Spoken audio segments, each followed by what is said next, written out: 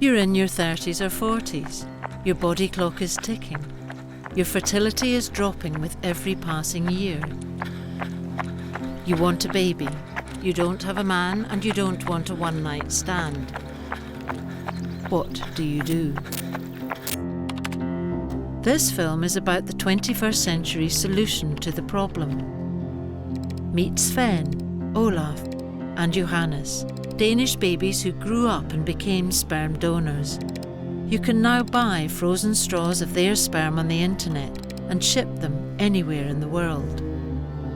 Sperm supplies dwindled in Britain and other countries when they banned anonymous donations.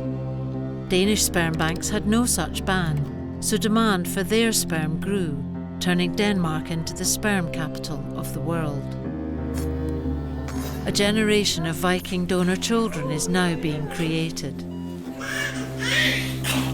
This is the brave new world where women don't need men anymore. The Vikings are coming, and traditional family life may never be the same again.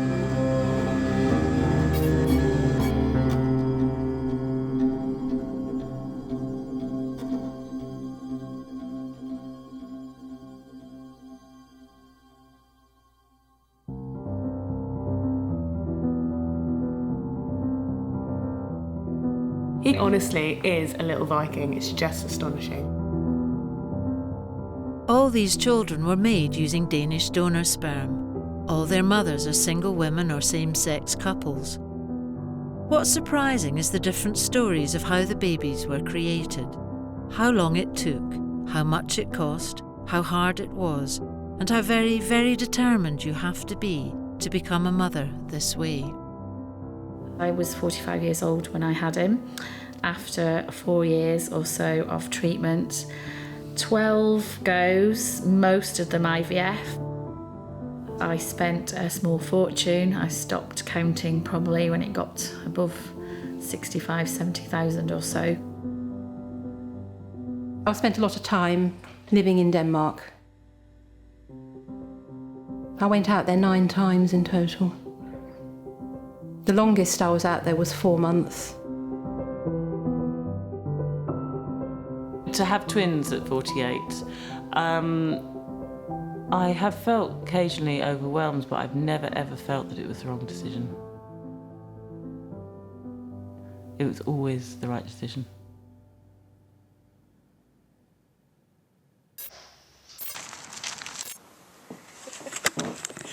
Sorry, I'm just twisting you off. You lucky thing. There's something rather weird about spending Sunday morning in bed with your partner, looking for sperm. Like many other women, Kel and Anna discovered that only the Danish sperm banks have exactly what they're looking for. Right, so this is what you see. These are all big sturdy Vikings. Why Denmark? How did you end up there, for God's sake? We didn't know anything about Denmark. We didn't know that Denmark had, you know, such an amazing system of distributing sperm around the world. We didn't know. Am I in any way covered up? Yeah. Do you want to help us pick a donor or not? Yes. Okay.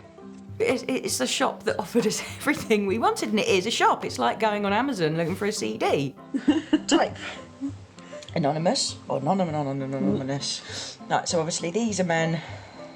These are men. That cannot be contacted. And these are men that don't really mind having a whole load of stray children turn up on their doorstep one day. Here, if you want to buy sperm, they basically say, you know, the only information you get is this is a man, he has brown hair. Whereas in Denmark, you get pictures, you get a little note that he's written himself as to why he donates, and it gives you so much detail about the kind of man that this is. Obviously, he's going to have a genetic impact on our child, so we want him to be super cool, and we want to know as much as we can about him. So let's pick one that looks like he could possibly be for us. I'm not sure about the photo, but I think it's quite cute, though. I don't like him. You don't like him? No. We look together and we look individually, and pretty much every time either of us in front of a computer, we're not playing online games. We're looking for sperm donors. Did you spend a long time choosing your donor? I spent ages choosing my donor. It's a bit like internet dating. It's just like internet dating, and I've got this vision in my mind about what he looks like. And oh no, I wouldn't fancy him. No, you won't have him. So, oh, he does that for a job? No, I don't find that attractive. What is it, Gemma, you're looking for? Perfection? No. Gemma is 40 years old and single. She's been told she has a year left to have children using her own eggs. This morning I'm going to yoga. Here we go. 50% of all Danish donor sperm is now being used by women like Gemma. They're often called solo mums by choice. Are all of you doing it because you've given up on men? I don't think any of us have given up on men at all. I certainly haven't. I believe, I'm just going to do it the other way around. I'm going to have the child first, then meet the man. Most single women trying to get pregnant using Danish sperm have to go to a private clinic. In the last 12 months, Gemma spent £15,000 and has had 4 failed attempts. Gemma's been told she only has a 2% chance of success. Am I mad to give it another go? Are you mad to try something that might not work?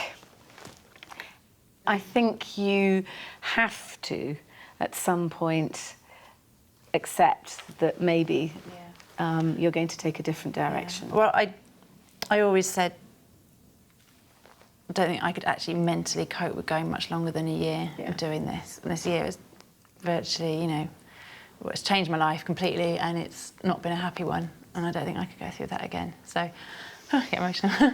So I think I'm going to have a cut-off point.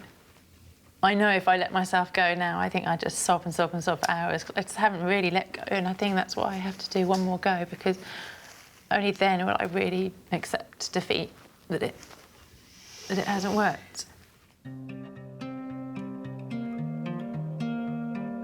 You hear about all these stories that there are people that defy what all the doctors say, and I just feel that I might be that one that gets through. I get pregnant against all odds, and I can't shake that feeling. I have to believe that I'm going to be that miracle. I hope.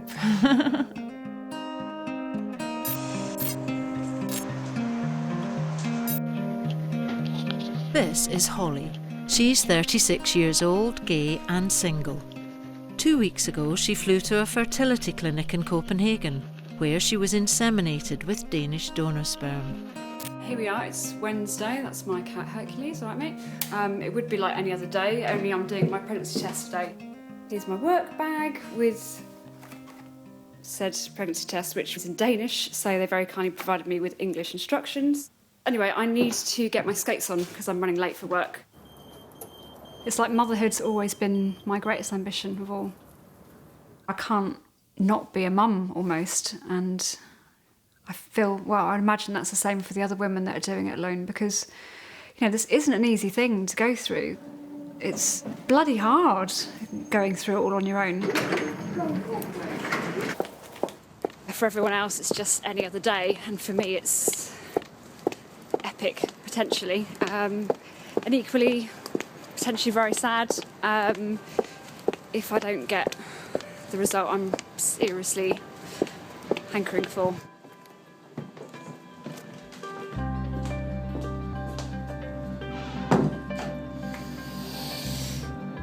Here goes. Right, so we are done. Back to my desk. I'm going to hand you over to my colleague Tasha so that she can film what comes through. So yeah, I've got the test in front of me, and there is a very definite one line at the moment, as you can see.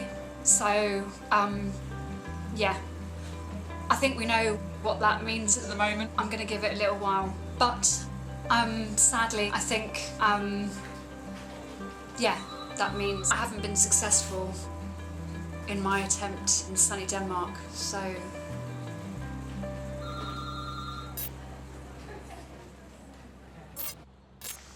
The very next day, Holly booked her flights and 2 weeks later, she was back on another plane to Denmark.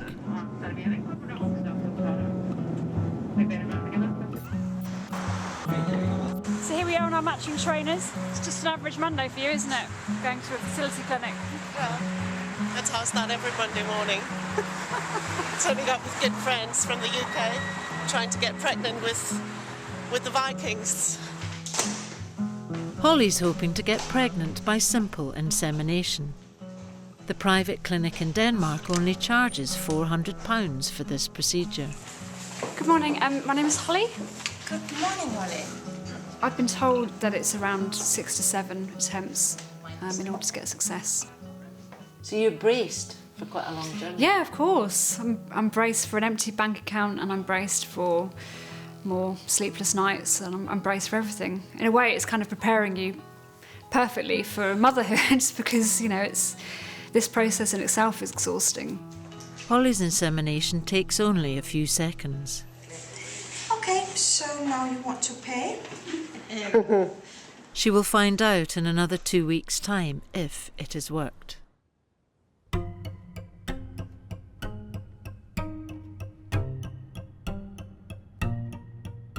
I flew out to Denmark to the Stork Clinic in Copenhagen, and I conceived her using sperm from an anonymous Danish sperm donor. If I'd had a baby in Britain, I would not have been able to choose an anonymous donor. One day she did say, "Who's my daddy?" And I just said very calmly, "You know, you don't have a daddy, you have a donor." That's what the advice is, to always tell them the truth. And as she gets older, I'll continue to tell the story and to continue to expand upon it, yeah. Whether that's going to be the right decision, I can't ever say.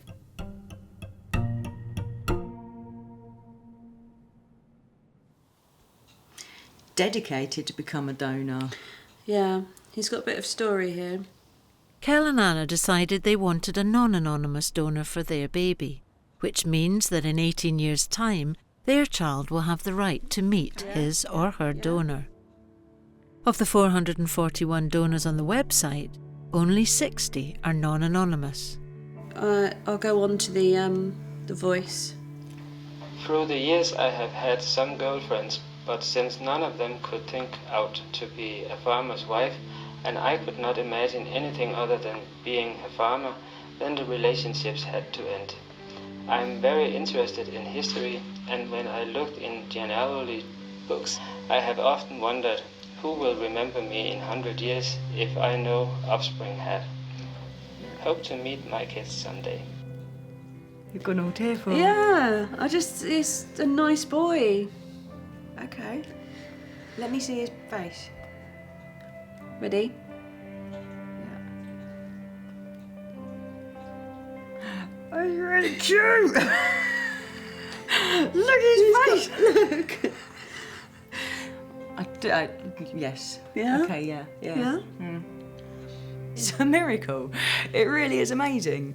You can just press some buttons and then it just arrives. We were saying, weren't we? It's a massive journey. It's more difficult to adopt a puppy than it is to actually, you know, order sperm off the internet. You know, you can make a baby easier than you can adopt a puppy or a kitten.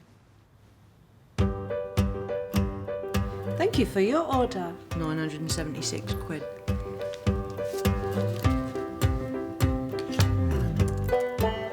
Right, ready? Do you want to press the button? Yeah, I do. It's like cutting cord, isn't it? Thank you for your payment. Your payment has been processed successfully and a receipt has been forwarded to your email address. Pleasure doing business with you. I'll see you in 2 weeks.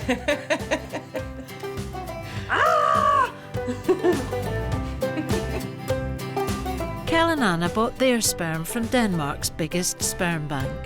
Buongiorno, Kryos. Yes, of course we can take your order over the phone. Ja, Behandlung hier in Dänemark ist auch möglich. Pronto, buongiorno. The company started as a small concern 25 years ago, and today business is booming. There are now 30,000 Cryos Viking babies worldwide. Donors are paid up to £50 per donation, and every day containers of their frozen sperm are shipped out to 70 different countries. Founder Ollie Shu says he dreamt of creating the world's largest sperm bank, and he's well on the way to achieving that ambition. Behind his success is an army of sperm donors, 85% of whom are anonymous. But as demand for non-anonymous donors increases, more and more men are being persuaded to become open donors. My name is Joachim. I'm 22 years old. I live in Copenhagen with my girlfriend. I study global health and nutrition, and I'm an open donor. My name is Aske. I'm 29 years old. I have my own company, and I'm a non-anonymous donor. I'm a 22-year-old student. I live in Denmark in an apartment in Copenhagen, and I recently decided to be an open donor. My name is Kim. I'm 39 years old. I am married. I have 2 boys, ages 7 and 9, and I'm an open donor.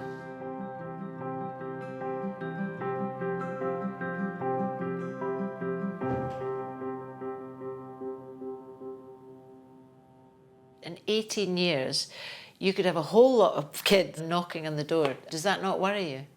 No, I'm actually kind of excited about it. Why? I would love to see what my children would be like. And at the time they can contact me, I will be 40. So I probably have my own wife and kids at that time. So I'm actually kind of excited to see it. I began doing this at 19. So it's roughly 3 years ago. That's quite young. Yeah.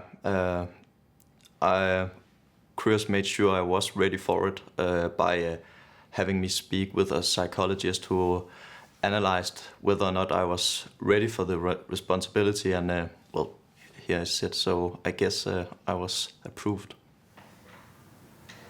Do you have any idea how many babies your sperm can make? I think they count, in the donations, they count how many straws that are made. And I think on average, I produce like 5 or 8 or something like that. So that means like 5 to 8 babies every time.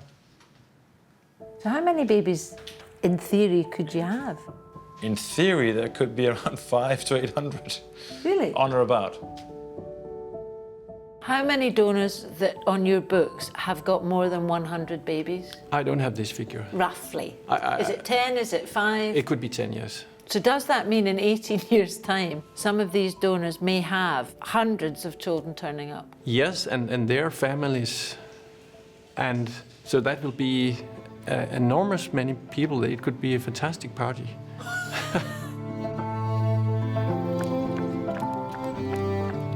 I have to think about reality rather than fantasy, and I think that's what this whole process is. It's very raw, very base level, actions, emotions.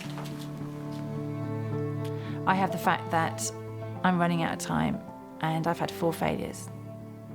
This next treatment is my last, and as in with my own eggs. I have started to entertain the idea of never having a family. Gemma hasn't been out with a man since she began her fertility treatment. Tonight, she's going on her first date in a year. Right, here goes. Oh my gosh, that's him. I kind of wish I could just stay in and watch Great British Bake Off. I'm not used to this, going on dates. Oh well, here goes. It's in the front of your mind the whole time. You're doing this huge thing, but they don't know this. So someone says to you, so what are you up to? How's life? And you're like, well, work. I have to think of things. I don't make things up, but I have to think of, and I embellish on topics and subjects that really are probably quite boring, because I've got nothing else to say, because I can't say, well, actually, I'm being inseminated next week. You don't, it's Not just, great. No, bit of an icebreaker, I'm sure. The problem is, Gemma's life is now consumed with getting pregnant. No. Not ovulating today. Ovulation, diet, exercise, relaxation, acupuncture, hospital visits, scans. You name it, Gemma is doing it. I don't think there's anything I haven't done to try and improve my fertility. It's a gruelling routine, really. Tastes all right. Gemma's desperately hoping to do IVF with her own eggs, one last time. But her eggs need all the help they can get, so the clinic have put her on fertility drugs to stimulate their growth. You can't pick up your drugs until you've paid. I nearly choked. It was £1,250 for 10 days worth of drugs. I worked out every time I injected, it's £109 an injection, every night. Every night.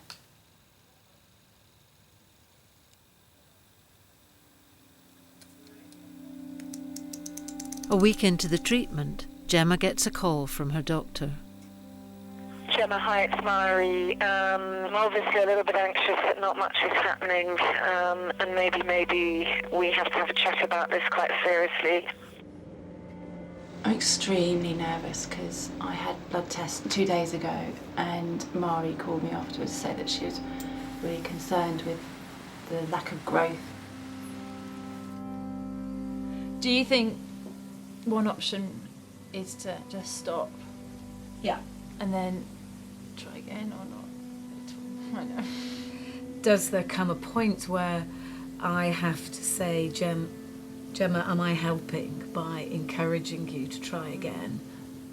The cruelest thing of all, I think, is walking away from a situation that is going badly with regret that I didn't do the right thing, going back and doing something again and again and again, and constantly having yet another disappointment. Yeah. I don't want that for you. I don't want every month to be a disappointment. This is not the life that little girls imagine when they're, playing with their dolls. I thought I'd be married at 24 and I wanted 4 kids, and I wanted 2 boys, a girl and a boy. You had it all worked out. If they'd been twins to begin with, they'd been perfect. And a girl and a boy, had it all mapped out. I even said to my brother once, I said, you can't call your child India because I want to call my child India. Because I went to India for a year and I loved it. And I was like, my little girl's going to be called India. That's it, I had it all planned. Oh, anyway. Maybe she still will be. Hmm? Maybe she still will be. Yeah.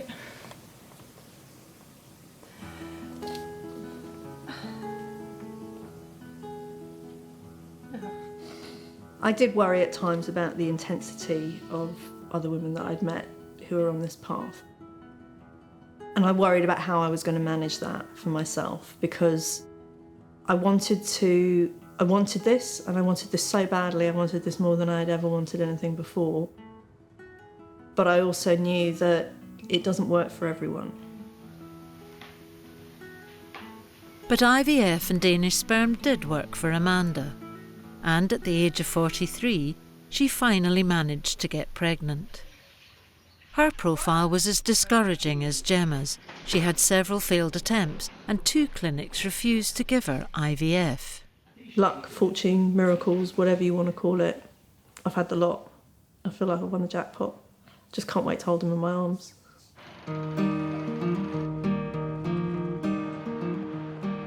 Quite often I kind of catch the school run on the bus.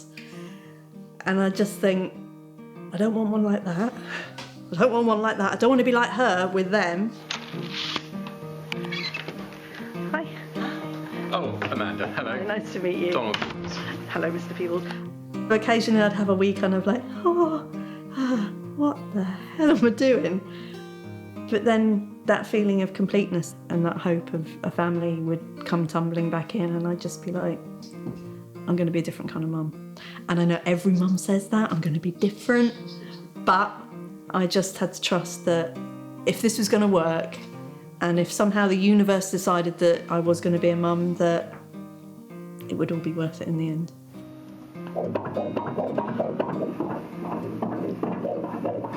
So far, Amanda's spent £25,000. Drugs have played a big part in her pregnancy, both in getting pregnant and now in staying pregnant.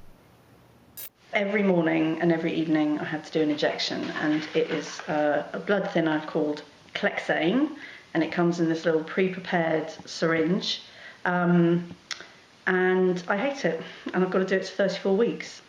Get my little sterile pad out. As a herbalist, I was just looking at this stuff, just thinking, I don't want to take this.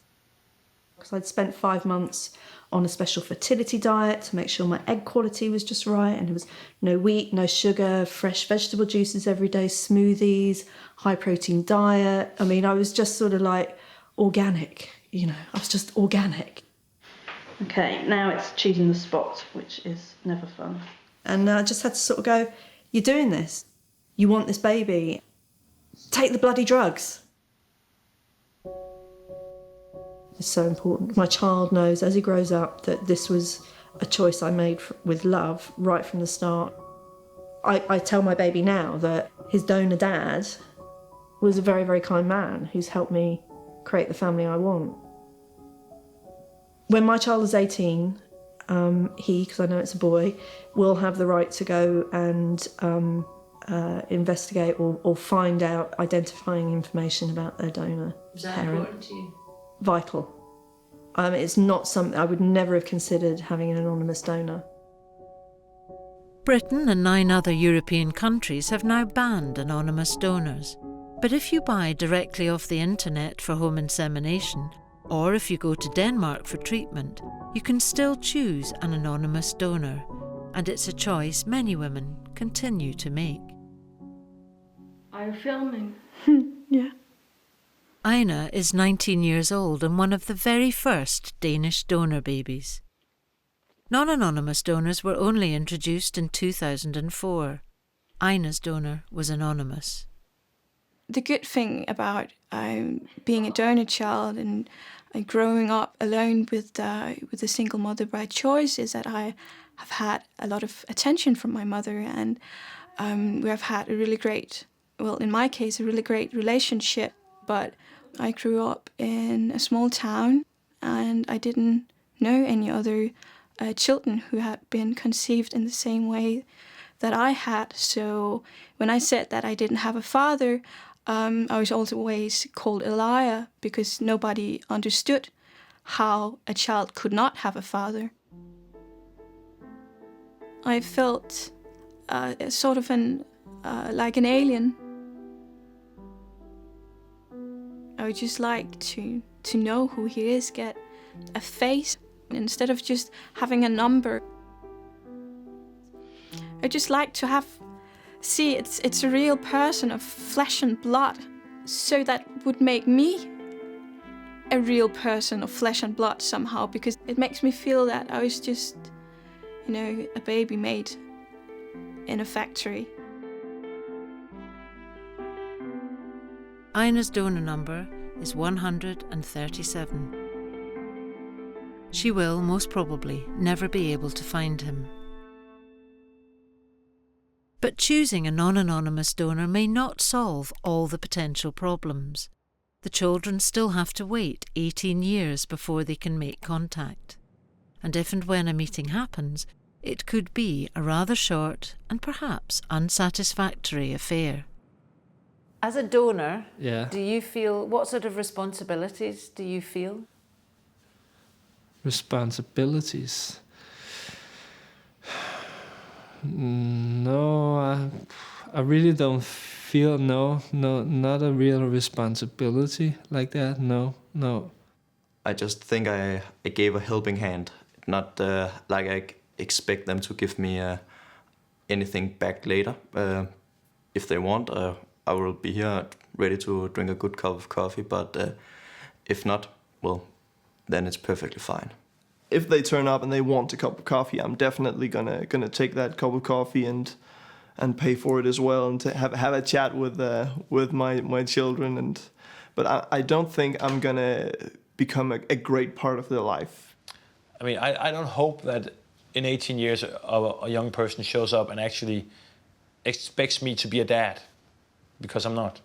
And he or she would not be the sibling of my boys. It would just be a person that, yes, I would have some biological ties to, but that'd be it. We don't have a relationship with this man at all. We never will, yet he is such a massive, massive part of our lives right now. And he's got no idea. He's wandering around, having a sandwich, going to work, and we are just absolutely in love with him. He doesn't know. He's on his farm. He's on his farm, milking doing his cows. farming. And we think about him 24/7.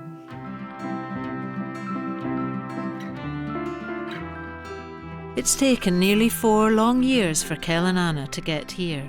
Home insemination day, attempt number 3. What we planned initially was we were hoping to have a nice romantic time by ourselves.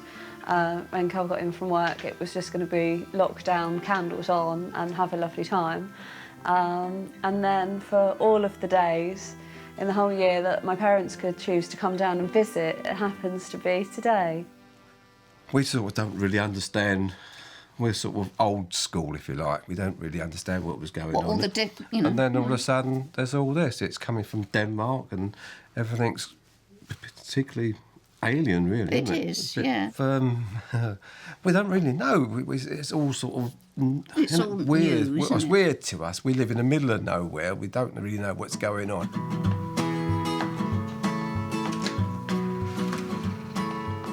Hi. Here you go. Fantastic. Thank you Okay. very much. Thank you very much. You got him? Yeah, I okay. think so. All right. Thank you very much. Cheerio. Bye-bye now. Okay, well, it's yellow and cold and steely. Send me a picture. I will. Yeah, hold on, I'll give you to Dad. Hello. It's a big one. It's a very big one. Yeah, I've heard. Does it look like something from Back to the Future? Excuse me. It might be a bit weird, but you just brought me the most amazing thing. Thank you. No problem. No problem. Thank you. No, good luck. Okay, cheers. Thank you. Hooray! Now, well, he's gone. Your wife's crying. Other than that, everything's cool. Oh, okay. Well, when she stops crying, tell her to email me a picture. Okay. All right, I better go and get on with some stuff. Okay. All right, I'll see you later. Bye now. Okay, bye. Bye.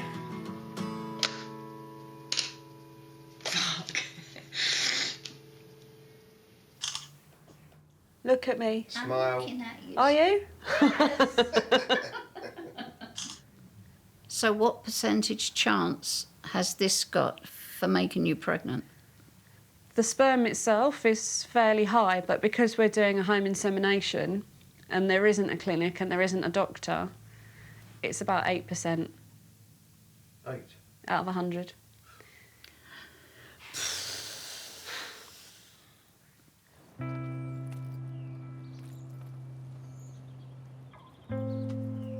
You all right? Yeah.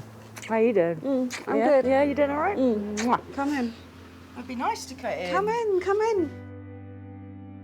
This, when you look at it in the grand scheme of things, this could be the day that changes the rest of my life. This could be the most important day ever so far. Don't have too much of a nice time, are you? Don't be out all night or anything.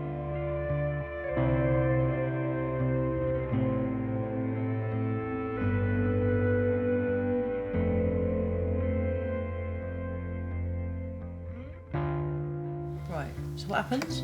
I reckon that's got to be cut off, is my... With what, my logic. special sperm box opening kit? Yes. It's like that bit in Stars in Their Eyes, isn't it? Whoa! DK 809.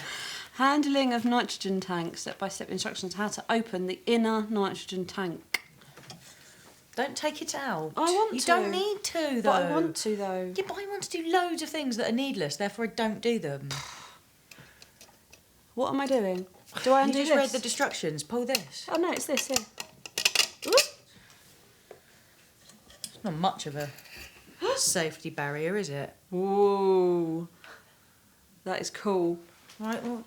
We should have been scientists, don't you think? What's that then? That's it. That's our straws. Quick, grab one, grab one. With what? Scissors? No, not with scissors. Shh, shh. Look. We only want one. Oh my God. It's going to burn. You're going to chuck it on the floor. No, I'm not. I'm tougher than you. Do you want me to do it? Done. Put her back in. Her? Yeah, that's my boy. Where do I cut? You look, it's thawing there already. Look, it's thawing. Oh, yeah. I think it's there. I don't think. No, give it 10 minutes. So be patient. Fucking 33 years. She can't wait 7 minutes.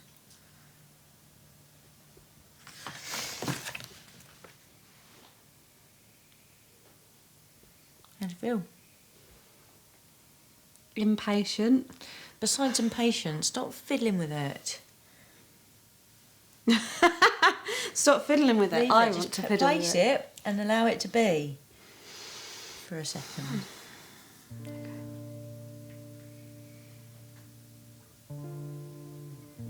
So how do you feel? I feel excited. I feel only a teeny tiny little bit nervous. I don't feel nervous. It's crazy, isn't it? I think we should start now. Right. So cut it off 5 mil. Yeah. Oh, this is it. Then that goes in there.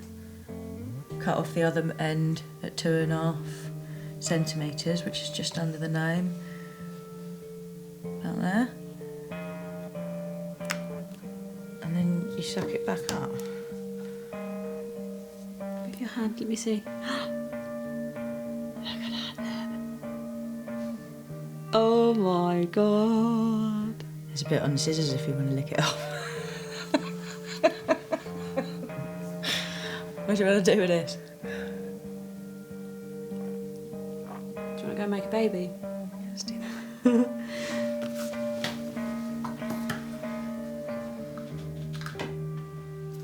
Let's go.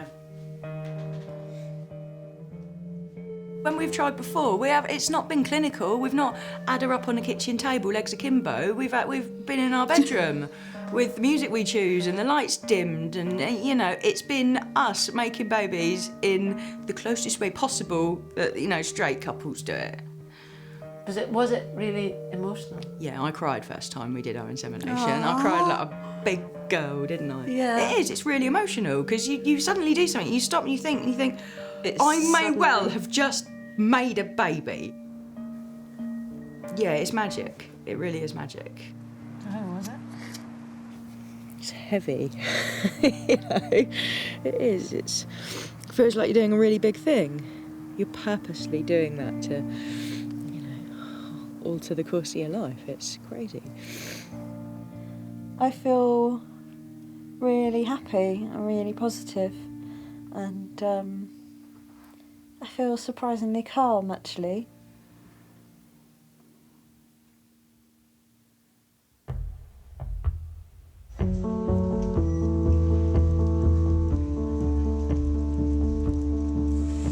Hi. For you, taking on motherhood as a single person, that's a big decision. It's something that I know I can do. My mum left home when I was 4, and my dad brought me up, and I'd like to think that I could be a fraction of what he was to me. And he brought you up as a single parent? Yeah, I was the only girl in my school that was being brought up by her dad, that's for sure. He worked his socks off to ensure that we didn't feel the absence of our mum. So he was a great guy.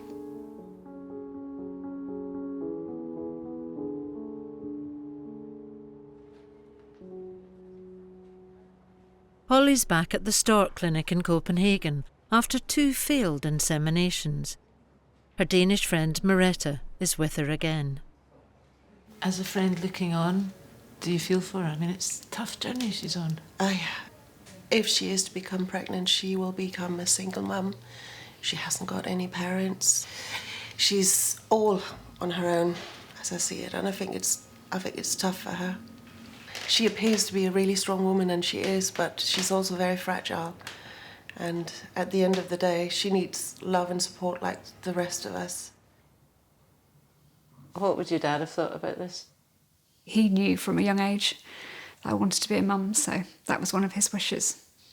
So obviously I miss him like hell, but yeah, I know that he's kind of with me in this process to a degree, so.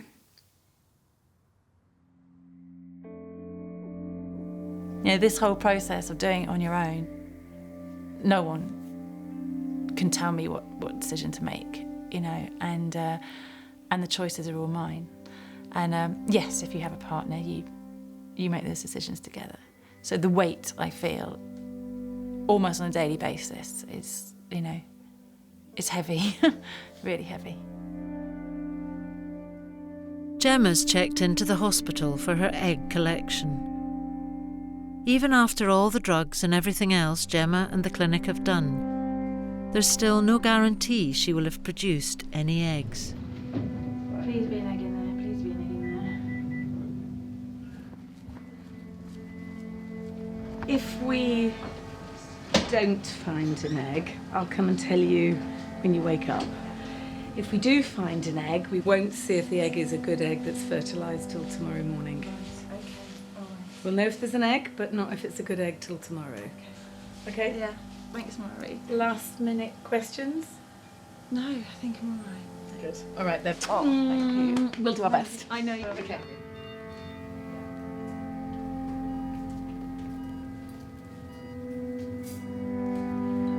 You can see the needle there, the little white dot inside the black hole. So that's the needle inside the follicle. We're pushing the fluid back into the follicle, which effectively will hopefully dislodge the egg.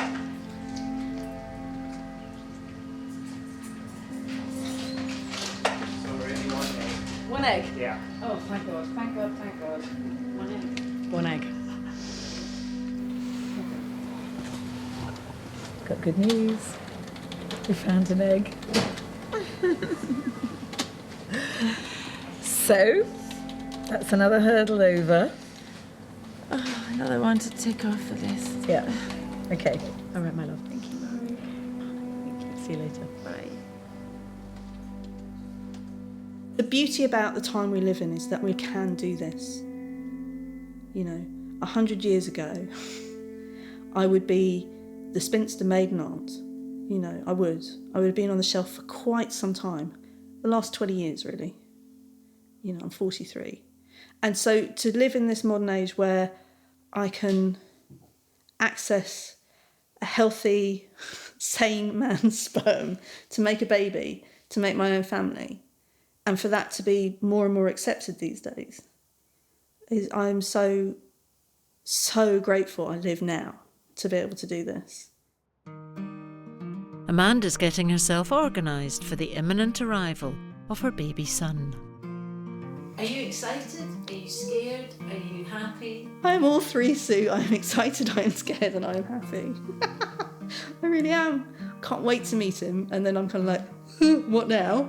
And a few friends of mine have gone, ooh, are we having a kid? Oh, the house, it's going to get messy. And I kind of go, oh, yes, it might get a bit messy. And there might be little paw prints all over the walls, and hair's going to be like this. I'm not going to be slightly unkept. There's going to be no makeup, you know. There's going to be food plates piled up, and no, there can't be food plates piled up in the sink, but, you know, I'm going to have to lighten up. I don't even really like people coming over because they make a mess.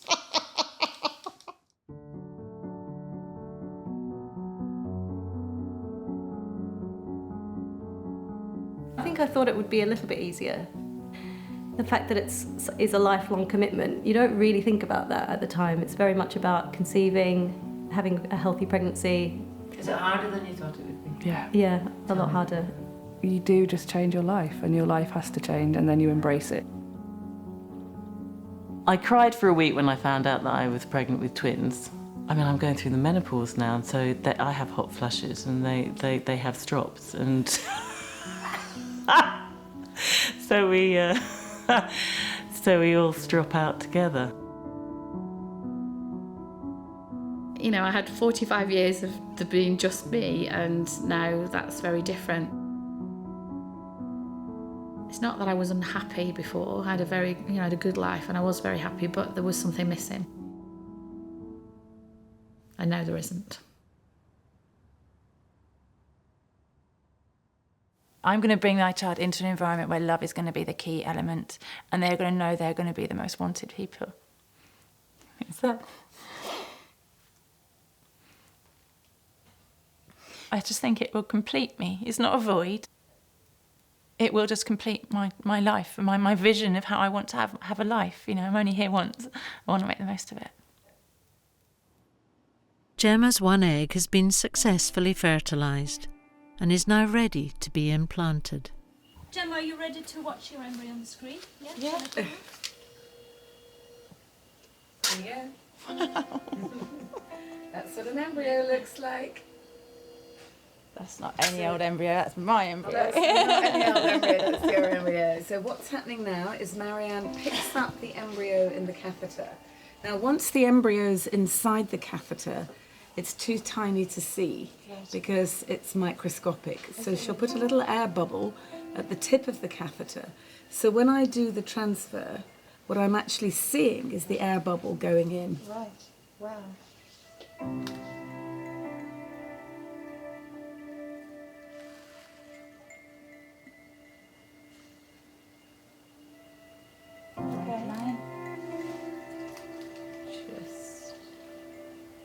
Sorry, my darling, I press in a little bit. It's okay. Okay, the transfer has been done. I'm emotional. I can't believe I actually got this far. Thank you, Mary. Thank you. So Thursday week, you'll be able to do a pregnancy test. What needs to happen is that the embryo needs to keep on growing. So Okay. we've got a copy of the pictures for you. So there's your embryo. There's... Oh, thank you.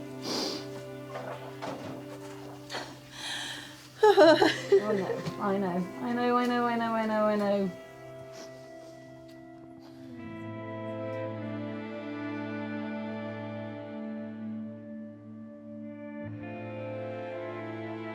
Most people take the journey, you know, with somebody else holding their hand. And I think that's what's hard. I think to do this on your own is, you know, every step of the way. But it's kind of like the start of parenting on your own. I think parenting on your own is just tough because there's always decisions that you're going to have to make. But kind of, you know, deep inside that you're going to make the right ones. Did you, for 1 minute, think you'd get this far? I hoped. Well, I worked out I'm in the 10% range now because I actually got to transfer, you know. But before that, I was 2%. Now I'm 10%. Yeah. And it's 10% possibility, not 90% not. You know what I mean? In my mind, it's 10% it's going to work.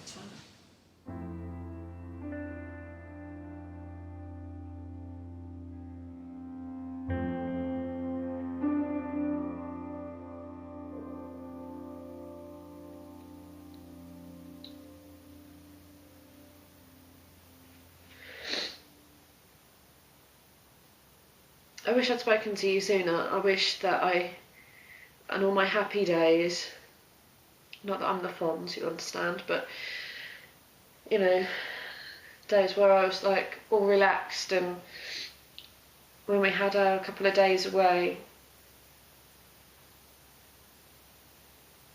Are you pregnant yet? Are you pregnant yet? Are you pregnant yet then? You know, maybe it was just the idea of it that made me happy and sparkly and look, I don't know, contented. There's a little part of me that just wants to take a little test and not tell anyone and just put myself out of my misery. And of course I'm not going to do that, but it's the longest 2 weeks.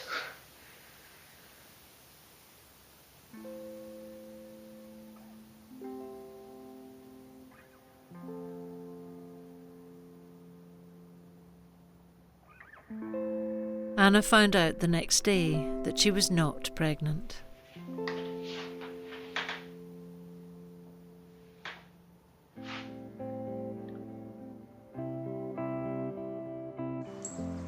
Holly went back to the clinic in Denmark a further 3 times. After the 5th insemination, she reluctantly changed her donor and tried a new one for attempt number 6. Excuse the lack of composure or running mascara, but yeah, I found out that I'm pregnant and I'm elated and everything I thought it would be, basically. It seems that all the want and the graft and the money and the flights and everything has paid off. Just while I've got you on camera, I just want to say, on film, you've been a total rock to me throughout my attempts, and I'm happy to tell you that I'm pregnant. You are joking? No, I tested twice today, I'm pregnant. Oh my god, I'm getting goosebumps all over. Oh my... Yeah! We did it! Pop the champagne! Ginger beer isn't quite champagne, but it will do. I'm going to be an auntie. True story.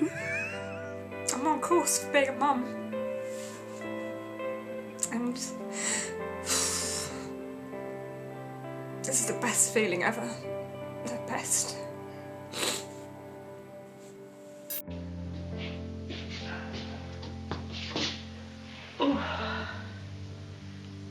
Well, I'm 41 weeks plus 3 days, so technically 10 days overdue. I'll show you my bump. It is absolutely humongous. I'm going to miss it. I miss my bump. Amanda was 2 weeks overdue when she went into labour on Wednesday morning. We didn't hear from her again until she sent us this. 1 week later. It's 2 a.m. on Tuesday the 6th of May, and after hopes of a beautiful home birth, I very nearly achieved on Friday, and very nearly achieved on Friday the 2nd of May. All went to a rather dramatic climax on the morning of Saturday the 3rd of May, where I had an emergency C-section after being in labour for active labour for nearly 3 days. When I was on the operating table, they found out I had a very rare condition that is caused by long labour, and it can be fatal for the baby and the mother.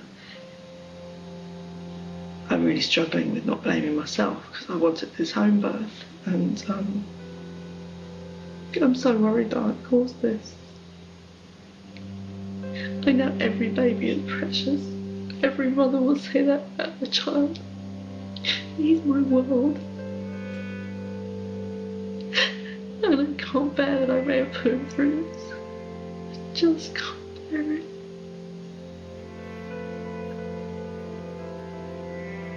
But the good thing is he's really improving. And I couldn't be at that hospital. They've been so kind to me. When I haven't felt like being kind to myself.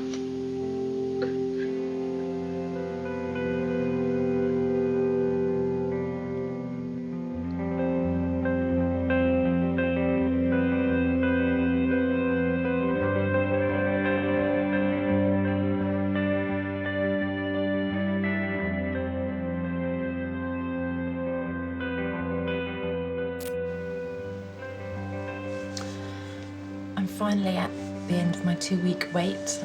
I've got one more night to get through. In 7 hours' time, I'm going to be doing my wee test to see if I'm pregnant. I feel anxious, terrified, excited, worried, just a whole concoction of different emotions. Anyway. We'll all soon know, that's for sure anyway. At least this waiting will be over. So, night-night.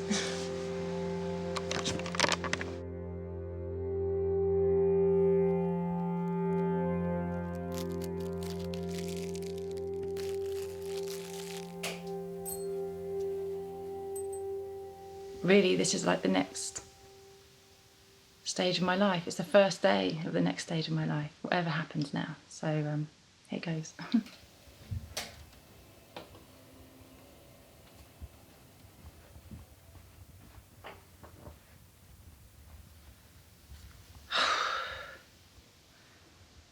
This little flashy symbol saying it's waiting.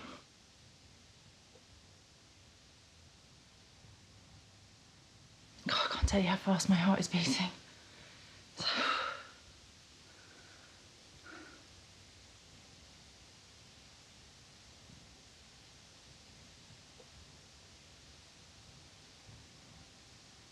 It's just not doing anything. Oh, it's flashing a symbol saying waiting.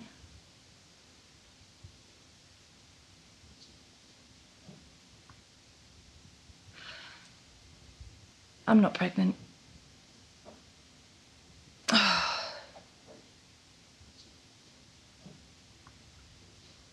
I'm not pregnant.